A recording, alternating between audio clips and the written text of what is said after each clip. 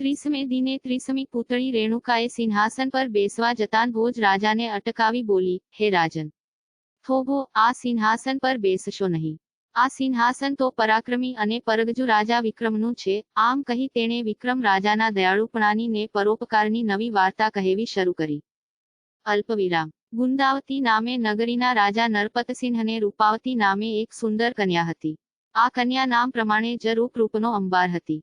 તેને અણિયાળી આંખો, કબૂતર જેવી ડોક, કમળ જેવા ગાલ, મૃગ જેવાન વિશાળ નેત્રો, ભમરાની પાંખ જેવી પાપણો હતી. જાણે સ્વર્ગની અપ્સરા.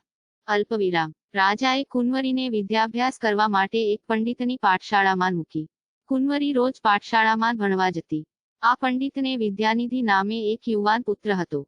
આ યુવાન પણ ખૂબ દેખાવડો હતો, તેથી રૂપાવતી આ યુવાન વિદ્યાનિધિ તરફ આકર્ષાઈ. આ બાજુ વિદ્યાનિધિ પણ તેને મનોમન પ્રેમ કરવા લાગ્યો. પરંતુ આ બંને એકબીજાનો પ્રેમ આંખો દ્વારા વ્યક્ત કરતા.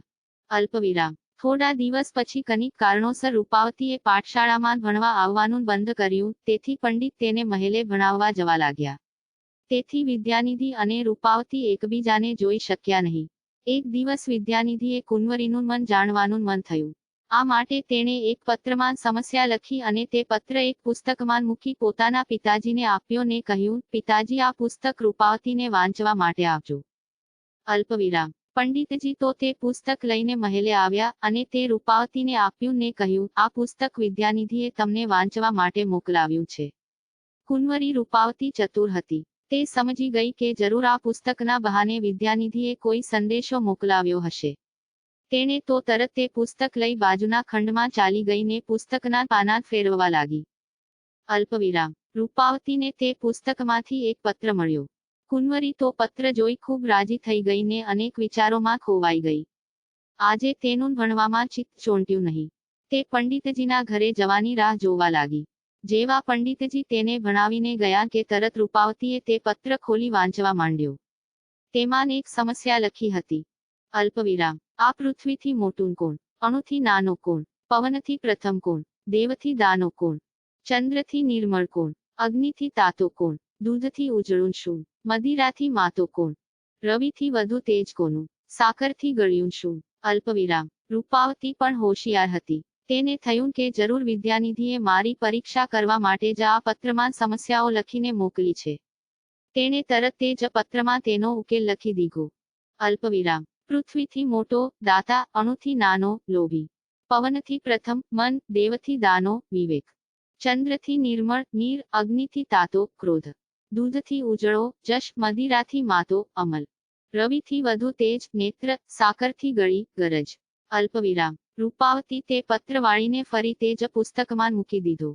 બીજે દિવસે જ્યારે પંડિત ભણાવવા આવ્યા ત્યારે રૂપાવતીએ પુસ્તક વાંચી લીધું તેમ કહી તે પુસ્તક પંડિતને આપી દીધું. પંડિત તો તે પુસ્તક લઈને ઘેર ગયા ને પાછું વિદ્યાનિધિને સુપરત કર્યું.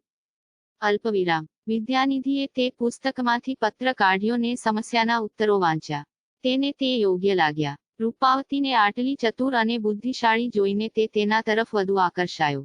આમ ઘણા સમય સુધી બંને વચ્ચે સમસ્યાઓ લખાતી અને જવાબો આવતા. જેમ જેમ સમસ્યાઓ અને જવાબોની આપલે થતી ગઈ તેમ તેમ રૂપાવતીના હૃદયમાં પણ વિદ્યાનિધિ સાથે પરણવાના વિચાર દૃઢ થતા ગયા. તેણે પણ મન સાથે પ્રતિજ્ઞા કરી, પરણું તો એને જ પરણું, બીજા ભાઈને બાપ. અલ્પવિરામ. એક દિવસ રૂપાવતીએ વિદ્યાનિધિ પર પત્ર લખ્યો અને તેમાં તેનો આ વિચાર જણાવ્યો. તેણે આ પત્ર એક પુસ્તકમાં મૂકી પંડિતજીને આપ્યો. તે પુસ્તક પંડિતજીએ જઈને પોતાના પુત્ર વિદ્યાનિધિને આપ્યો. વિદ્યાનિધિએ પત્ર વાંચ્યો. વાંચતાની સાથે જ તેની આંખે અંધારા આવી ગયા. આવા પત્રની તો તેના મનમાં પણ કલ્પના સુદ્ધા નહોતી. તે તો ખૂબ જ મૂંઝાઈ ગયો. હવે શું કરવું તેના વિચારોમાં તે ખોવાઈ ગયો.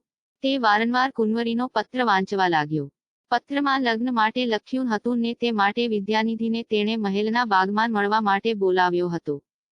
અલ્પવિરામ. વિદ્યાનિધિ રૂપાવતીની જીદ જાણતો હતો. તેને થયું કે જો હું કુંવરીને મળવા નહીં જાઉં તો તે કદાચ આત્મહત્યા પણ કરી લે. એ ભયથી વિદ્યાનિધિ સંધ્યા ટાણે રૂપાવતીને મળવા મહેલના બાગમાં ગયો. રૂપાવતી તેની રાહ જોતી ઊભી હતી. બંનેનું મિલન થયું. ઘણા સમય પછી બંને એકબીજાને મળ્યા હતા.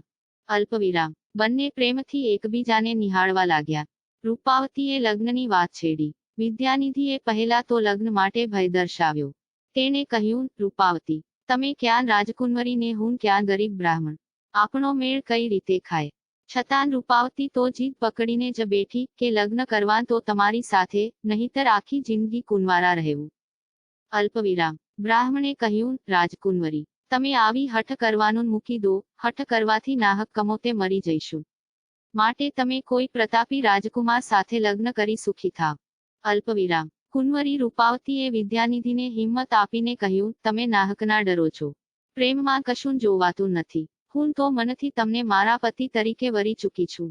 તમે મારા પિતાથી ડરો છો, પણ હું મારો જીવ જતાન સુધી તમારું રક્ષણ કરીશ. અલ્પવિરામ. વિદ્યાનિધિનો ભય દૂર થયો. તેણે તરત જ રૂપાવતી સાથે ગાંધર્વ લગ્ન કરી લીધા. પછી બંને જણા વારંવાર એકાંતમાં મળવા લાગ્યા ને આનંદ વિનોદ કરતા. અલ્પવિરામ. બંને જણાના મિલનથી રૂપાવતી ગર્ભવતી બની. ધીરે ધીરે રૂપાવતીનું શરીર બદલાવા માંડ્યું.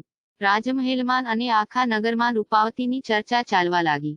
રાજાને પણ કુંવરીના વર્તન ઉપર શંકા ઉપજી. તેમણે એક દસીને કુંવરી ઉપર નજર રાખવાનું કામ સોંપ્યું. દાસીએ રૂપાવતી ઉપર ધ્યાન રાખવાનું શરૂ કર્યું. તેણે એક દિવસ રૂપાવતી અને વિદ્યાનિધિને આનંદ વિનોદ કરતા જોઈ ગઈ. તેણે આ વાત રાજાને જણાવી. રાજા દાસીની વાત સાંભળી ગુસ્સે થઈ ગયા. તેમણે તરત વિદ્યાનિધિને ફાંસી આપવાનો હુકમ કરી દીધો. અલ્પવિરામ. રાજાએ પહેરેગીરોને બોલાવીને કહ્યું, તમે હમણાં વિદ્યાનિધિને પકડી લાવો અને તેને કેદખાનામાં પૂરી દો. અલ્પવિરામ. પહેરેગીરો તરત પંડિતના ઘેર ગયા અને વિદ્યાનિધિને પકડીને કેદખાનામાં પૂરી દીધો. પોતાના પુત્રને આવી રીતે ઓચિંતા વગર વાંકે પકડી જવાથી પંડિત બેબાકળો બની રાજદરબારમાં આવ્યો. તેણે રાજાને પોતાના પુત્રને પકડી જવાનું કારણ પૂછ્યું ત્યારે રાજાએ કહ્યું, હે ભૂદેવ, તારા પુત્રે ખૂબ મોટો ગુનો કર્યો છે. તેણે પોતાની હેસિયત જોયા વગર મારી કુંવરી સાથે ગાંધર્વ લગ્ન કરી દીધા છે. અલ્પવિરામ. ધીરે ધીરે આ વાત આખા નગરમાં ફેલાઈ ગઈ. બધા જ કાની કાની કહેતા. કોઈ બ્રાહ્મણના નસીબને વખાણતા, તો કોઈ તેનું આવી બન્યું છે તેમ પણ કહેતા. અલ્પવિરામ. બીજે દિવસે રાજાએ જાહેર કર્યું કે વિદ્યાનિધિને કાલે સાંજે ફાંસીને માંચડે ચડાવી દો. ધીરે ધીરે આ વાત આખા નગરમાં ફેલાઈ ગઈ કે કાલે સાંજે વિદ્યાનિધિને ફાંસી આપવાની છે. અલ્પવિરામ. આ વાત નગર શેઠના છોકરાએ સાંભળી. તે ખૂબ પરગજુ હતો. તેને વિદ્યાનિધિ ઉપર દયા આવી. તે તરત વિદ્યાનિધિને મળ્યો. તેને આશ્વાસન આપ્યું ને કહ્યું, ભાઈ, તારી અંતિમ ઈચ્છા શું છે? અલ્પવિરામ. વિદ્યાનિધિએ કહ્યું, ભાઈ, હું અને રૂપાવતી એકબીજાને ખૂબ જ પ્રેમ કરીએ છીએ. તે મારા વિયોગમાં ઝૂરતી હશે. ઘણા દિવસોથી હું તેને મળ્યો પણ નથી. મારી અંતિમ ઈચ્છા તેને એકવાર મળવાની છે. જો હું તેને નહીં મળું તો તે આત્મહત્યા કરશે. અલ્પવિરામ. નગર શેઠના પુત્રે કહ્યું, તને ફાંસી આવતી કાલે સાંજે થવાની છે. ત્યાં સુધી કેદખાનામાં તારી જગ્યાએ હું ગોઠવાઈ જાઉં, હું તારી જગ્યાએ બેસી રહીશ. અલ્પવિરામ. વિદ્યાનિધિ તૈયાર થઈ ગયો. નગર શેઠના છોકરાએ પહેરેગીરોને આ માટે ઘણા સમજાવ્યા, ત્યારે તેઓ વિદ્યાનિધિની જગ્યાએ નગર શેઠના છોકરાને રાખવા તૈયાર થયા. નગર શેઠના છોકરાએ વિદ્યાનિધિના કપડાં પહેરી લીધા અને પોતાના કપડાં વિદ્યાનિધિને આપ્યા. બંનેએ એકબીજાના કપડાં પહેરી લીધા. આમ નગર શેઠનો છોકરો વિદ્યાનિધિની જગ્યાએ ગોઠવાઈ ગયો. કુંવરીને મળવા ગયેલો વિદ્યાનિધિ તો ગયો તે ગયો. પાછો ફર્યો જ નહીં. અલ્પવિરામ. વિદ્યાનિધિ રૂપાવતીને મળવા જવાને બદલે ઉજ્જૈની નગરી પહોંચી ગયો.